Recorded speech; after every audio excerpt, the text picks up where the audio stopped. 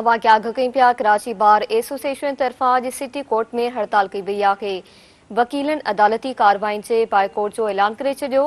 कराची बार सदर आमिर नवाज़ वाड़ाए जो चवण आहे त असां आइन अदलिया खे बचाइण चाहियूं था। आमिर नवाज़ वाड़ाए जो चवण हो त हड़ताल सुप्रीम कोर्ट जे ॿियनि सीनियर जजनि जी इस्तीफ़ा ऐं 27वीं आइनी तरमीम ख़िलाफ़ आहे। कराची बार एसोसिएशन तरफां अॼु सिटी कोर्ट में हड़ताल कई वई आहे। अवां खे ॿुधायूं पिया वकीलनि अदालती कार्रवाई जे बाइकोट जो ऐलान करे छॾियो। कराची बार सदर आमिर नवाज़ वाड़ाए जो चवण आहे त असां आइन ऐं अदलिया खे बचाइण चाहियूं था। आमिर नवाज़ वाड़ाए जो चवण हो त हड़ताल सुप्रीम कोर्ट जे ॿियनि सीनियर जजनि जी इस्तीफ़ा ऐं 27वीं आइनी तरमीम ख़िलाफ़ आहे। कराची बार एसोसिएशन तरफां अॼु सिटी कोर्ट में हड़ताल कई वई आहे। वकीलनि अदालती कार्रवाई जे बाइकोट जो ऐलान करे छॾियो। कराची बार सदर आमिर नवाज़ वाड़ाए जो चवण आहे त असां आइन ऐं अदलिया खे बचाइण चाहियूं था। आमिर नवाज़ वाड़ाए जो चवण हो त हड़ताल सुप्रीम कोर्ट जे ॿियनि सीनियर जजनि जी इस्तीफ़ा ऐं 27वीं आइनी तरमीम ख़िलाफ़ आहे। कराची बार एसोसिएशन तरफां अॼु सिटी कोर्ट में हड़ताल कई वई आहे। वकीलनि अदालती कार्रवाई जे बाइकोट जो ऐलान करे छॾियो। तफ़सील मालूम कराची मां Sindh TV news reporter Sikandar Bhutto Khan. जी सिकंदर, आगाह कजो कहिड़ा अपडेट्स आहिनि? हाजी मरवी जेको आहे त कराची बार एसोसिएशन पारां हड़ताल कई पई वञे। वकीलनि पारां अदालती कार्रवाई जो बाइकाट करण जो ऐलान कयो आहे।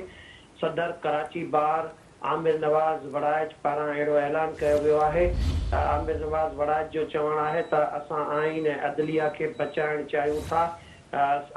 सदर कराची बार आमिर नवाज़ वड़ाइच इहो बि चयो आहे त हड़ताल सुप्रीम कोर्ट जे इस्तीफ़ा ॾिनल जजनि ऐं 27वीं आइनी तरमीम मुतालिक़ आहे। कराची बार पारां जस्टिस अतर मिनल्लाह ऐं जस्टिस मंसूर अली शाह सां यकजहती जो इज़हार करे रहिया आहिनि। सदर आमिर नवाज़ वड़ाइच पारां इहो चयो वियो आहे। संदन एलामिया बि जारी कयो वियो आहे। सिटी कोर्ट में वकीलनि पारां हड़ताल सबबि अदालत जा जेके मेन गेट आहिनि उहे बंदि करे छॾिया आहिनि। सिटी कोर्ट में कंहिं बि साइलीन खे वकिला पारां दाख़िल थियण न पियो ॾिनो वञे। जॾहिं त सिटी कोर्ट में पुलिस खे बि दाख़िल न पियो थियण ॾिनो वञे। पुलिस पारां जेल मां जेके कैदी खणी ईंदा आहिनि केसनि मुतालिक़ उन्हनि खे अदालत में अॼु न आंदो वियो आहे। जॾहिं त सिर्फ़ु जजिस खे जेको आहे त उहो अदालतनि में दाख़िला जी इजाज़त आहे। को बि साइलीन जेको आहे त उहो अंदरि नथो वञी सघे। वकील जेके आहिनि त उहे पाण बि ॿाहिरि बीठा आहिनि अदालतनि ॿाहिरां ऐं अदालती कमरनि जा बि दरवाज़ा जेके आहिनि त उहे वकीलनि पारां बंदि कया विया आहिनि।